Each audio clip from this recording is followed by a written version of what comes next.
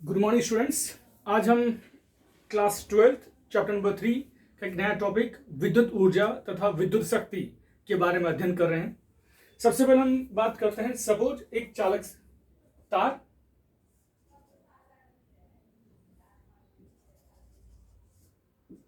जिसका resistance suppose R हो, एक चालक तार ए बी है जिसे एक सेल से जोड़ा गया। माना इस सेल से परिपथ में I मान की विद्युत धारा प्रवाहित हो रही है।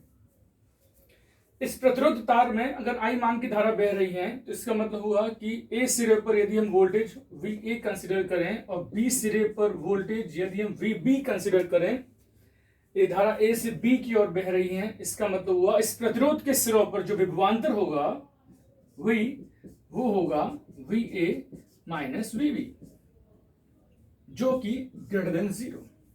VA माइनस VB जिसका डिफरेंस जो है A और B सिरों पर जो विभव में जो अंतर पोटेंशियल डिफरेंस है उसका मान ग्रेटर देन 0 होगा, क्योंकि A और B के बीच विभवांतर वही होगा जो इस बैटरी का पोटेंशियल डिफरेंस है, दो सिरों के बीच विभवांतर है।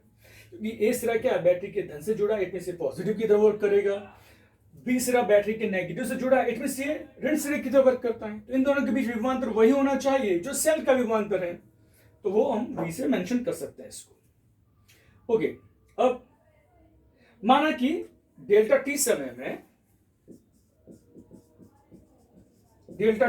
में इस चालक तार ए बी में डेल्टा क्यू आवेश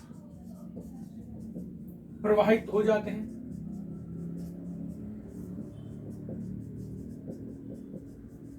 सपोज ये मानते हैं कि डेल्टा टी समय में ए से बी तक में डेल्टा क्यू आवेश बह गए इस तार में से। तो ए सिरे पर वैद्युत स्थितिज ऊर्जा और बी सिरे पर अगर हम वैद्युत स्थितिज ऊर्जा ज्ञात करें तो आप लिखते हैं जैसे ए सिरे पर वैद्युत स्थितिज ऊर्जा UA या U ब्रैकेट में लिख दो, डेल्टा क्यू आवेश इंटू ए बिंदु पर विभव VA, आवेश गुणा वोल्टेज, आवेश इंटू वोल्टेज। सिमिलर अगर बी सिरे पर मैं वैद्युत स्थितिज ऊर्जा UB मेंशन करता हूं तो वो होगा delta Q into V, B बिंदु पर विभव। तो जब आवेश A से B तक गया है तो उसकी वैद्युत स्थितिज ऊर्जा में कितना परिवर्तन हुआ? वैद्युत स्थितिज ऊर्जा में परिवर्तन, it means delta U equal to UB minus UA, अर्थात अंतिम वैद्युत स्थितिज ऊर्जा माइनस प्रारंभिक वैद्युत स्थितिज ऊर्जा। Delta Q VB minus delta Q VA, delta Q common, VB minus VA। Delta Q आवेश आप जानते हैं I इक्वल टू होता है delta Q upon delta T, आवेश प्रवाह की दर। Therefore delta Q equal to I delta T। Okay, तो डेल्टा Q की वैल्यू पुट करें आप, I इंटू डेल्टा T। ये वैल्यू कौन?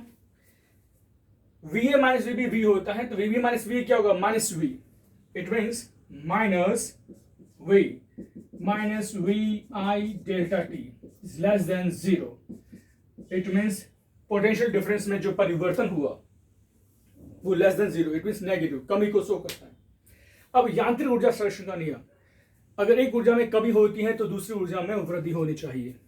K plus U equal to constant, गतिज ऊर्जा प्लस स्थितिज ऊर्जा का योग नियत रहता है, किसी विलकित नहीं का। सिमिलर दूसरा नियम, इसी का ही दूसरा कथन, delta K plus delta U equal to 0, गतिज ऊर्जा में परिवर्तन और स्थितिज ऊर्जा में परिवर्तन का योग शून्य होता है। तो delta K equal to minus delta U, यानी U की वैल्यू पुट कर दें तो minus minus plus VI delta T जो कि ग्रेटर देन 0। अगर मैं ये मानता हूं कि चालक तार में आवेश इनमें मुक्त इलेक्ट्रॉन्स किसी आयनों से टक्कर किए बिना गति कर रहे हो तो गतिज ऊर्जा में होने वाली वृद्धि VI डेल्टा T होना चाहिए। लेकिन जब आवेश मुक्त इलेक्ट्रॉन्स चालक तार में गति करते हैं तो वो अन्य आयनों से टक्कर करते हैं। टक्कर के दौरान अपनी ऊर्जा उन आयनों को शिफ्ट करते हैं, देते हैं। फिर आयन अपने संतुलित अवस्था के आगे पीछे, ऊपर नीचे, दाएं बाएं और तेजी से दोलन करते हैं। धीरे धीरे वही ऊर्जा उष्मा ऊर्जा में कन्वर्ट होने लगती है और तार धीरे धीरे गर्म होने लगता है। यानी विद्युत ऊर्जा का, यानी जो ऊर्जा इलेक्ट्रॉन्स की होती है वो आयनों को मिलती है और वो कन्वर्ट होने लगती है उष्मा ऊर्जा में और तार गर्म होने लगता है। मैं यूं कह दूं कि इस सेल से जो विद्युत ऊर्जा हमको मिल रही थी वो धीरे धीरे उष्मा ऊर्जा में कन्वर्ट हो रही है।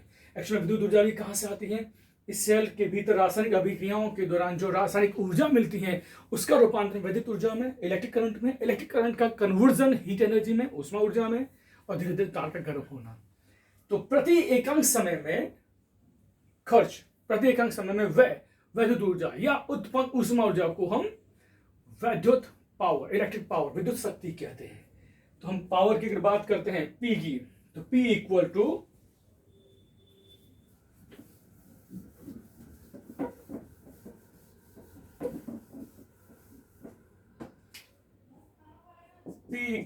Delta W by delta T, प्रति एकांक समय में व्यय होने वाली वैद्युत ऊर्जा, और यही एनर्जी आपका डेल्टा W के फॉर्म में होगी। कार्य ऊर्जा प्रमेय से आप कह सकते हैं।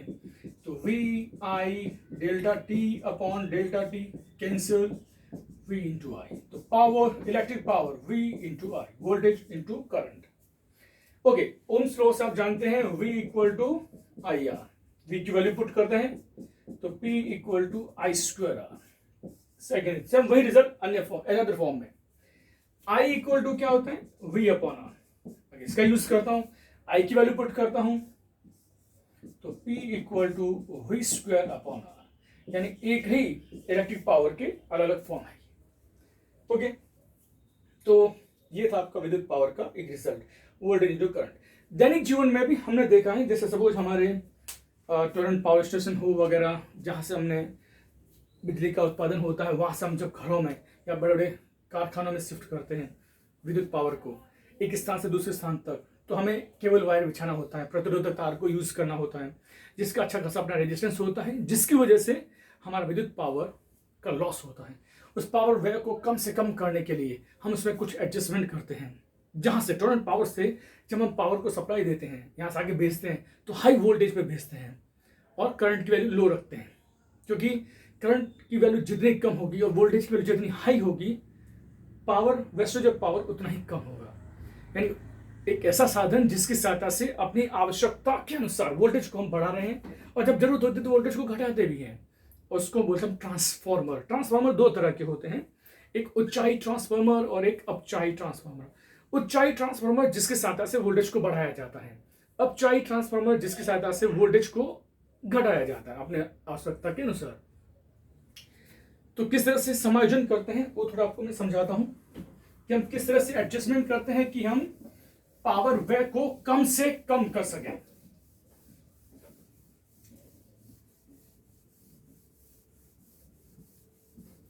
सपोज हमने P equal to V into I 10,000 watt power को एक स्थान से दूसरे स्थान तक हमें भेजना है। ओके, 10,000 वॉट पावर सप्लाई को एक स्थान से, मीन्स एक पावर स्टेशन से हमें बहुत दूर, करीब 500,000 किलोमीटर डिस्टेंस पे उसको दूर इलाकों में भेजना है, घरों में सप्लाई देना है। तो हम क्या करेंगे भाई, एक केबल वायर, जैसे सपोज ये पावर स्टेशन है, यहाँ से एक रेजिस्टेंस वायर बिछाएंगे आगे सप्लाई देने के, घरों में भेजने के लिए। तो हमने एक प्रतिरोधक तार यूज किया जिसका रेजिस्टेंस है RC। ओके, इसमें सपोज हम ये मानते हैं भी I की वैल्यू है, V की वैल्यू आपकी 100 या 1000 वोल्ट इंटू करंट की वैल्यू सपोज 10, इन दोनों का मल्टीप्लिकेशन है 10,000 वॉट, यानी 1000 वोल्ट वैल्यू है वोल्टेज की और धारा की वैल्यू इसमें 10 एम्पियर है और पावर आपका 10,000 वोल्ट है, वॉट के बराबर। अब आपको यहां से यहां तक सप्लाई देना है, आपने प्रतिरोध तार यूज किया RC, तो wastage of power PC। Okay, जो केबल वायर की वजह से पावर व्यय होगा, आपने पावर का फॉर्मूला देखा I स्क्वायर इंटू R, तो I स्क्वायर इंटू RC, यानी इतना पावर वेस्टेज हो जाएगा। आपने यहाँ से यहाँ तक जो केबल वायर यूज किया है उसकी लेंथ को आप चाहकर भी कम नहीं कर सकते। अगर मुझे 500 किलोमीटर लेंथ या 100 किलोमीटर लेंथ का अगर रेजिस्टेंस वायर यूज करना है तो यूज करना ही है, वो लेंथ में चाहकर भी कम नहीं कर सकता। अगर लेंथ बढ़ेगी तो आप भी जानते हैं कि रेजिस्टेंस की वैल्यू भी बढ़ेगी। तो जितना ज़्यादा लंबा वायर यूज करेंगे उतना ही ज़्यादा प्रतिरोध भी बढ़ता जाएगा। ओके, अब wastage of power in cable wire अगर डिक्रीज करना है तो क्या करेंगे, यहां से आप I बराबर क्या होता है P अपॉन V, इस I की वैल्यू यहां पुट कर दो, तो PC बराबर क्या हुआ P square into RC upon V square. अगर PC की वैल्यू डिक्रीज करनी है तो V को इंक्रीज कर दो, अर्थात यहां जो वोल्टेज है इसकी वैल्यू को बढ़ा दो आप। जो अभी हमने 1000 वोल्ट लिख रखा है, 1000 के बजाय उसकी वैल्यू 10,000, 1000 के बजाय 10,000 कर दो। अगर मैं V की वैल्यू यहाँ 10,000 करता हूं डियर, तो करंट की वैल्यू सीधी 1 एम्पीयर हो जाएगी, क्योंकि इन दोनों का मल्टीप्लिकेशन 10,000 होना ही चाहिए। अगर V बढ़ेगा तो I डिक्रीज होगा सीधा सीधा। ओके, तो जैसे जैसे मैं V को इंक्रीज करता जाऊंगा I डिक्रीज होगा। अगर V में 20,000 कर दिया तो I की वैल्यू 0.5 एम्पीयर हो जाएगी। जैसे जैसे वोल्टेज इंक्रीज करूंगा तो वेस्टेज ऑफ पावर यानी पावर क्षय जो होता है, क्षय हो रहा, लॉस हो रहा है इन केबल वायर में, वो घटता जाएगा। इसलिए आपने देखा होगा कई जगह पर लिखा होता है, डेंजर का सिंबल होता है कि 20,000 50,000 वोल्टेज पर करंट की सप्लाई की जा रही है। सिर्फ वही रीजन है कि वेस्टेज ऑफ पावर का जो क्षय हो रहा है इस तार में, वो कम से कम किया जाए। इसके लिए हम इस तरह का समायोजन करते हैं। अब यहाँ 20,000 वोल्ट पर आ गया करंट की वैल्यू इतनी, अब यहां से डायरेक्ट मैं घरों में, कारखानों में सप्लाई नहीं दे सकता, क्योंकि हमारे घर में रिक्वायरमेंट होती है 220 वोल्टेज की। अगर आप इतने हाई वोल्टेज को सप्लाई दोगे तो आपके घर के साधन जल जाएंगे। उससे बचाने के लिए वापस इस 20,000 वोल्टेज की वैल्यू को डिक्रीज करना है 220 में, तो यहां पर आप अपचाई ट्रांसफार्मर का यूज करते हैं। यहां जब आपने वोल्टेज को बढ़ाया था तो आपने यहां उच्चाई ट्रांसफार्मर का यूज किया। ओके, और जब आपको यहां वोल्टेज को घटाना है तो यहां पर आपको यूज करना होगा अपचाई ट्रांसफार्मर, तो आप वोल्टेज को डिक्रीज कर सकते हैं यहां पर। यह था एप्लीकेशन एक जो दैनिक जीवन में आप देखते हैं। ओके, फिर हम नेक्स्ट डे मिलेंगे सेल के ईएमएफ यानी इलेक्ट्रोमोटिव फोर्स, विद्युत वाहक बल तथा टर्मिनल वोल्टेज के बारे में जानेंगे, और फिर पोटेंशियोमीटर के बारे में डिस्कस करेंगे। ओके।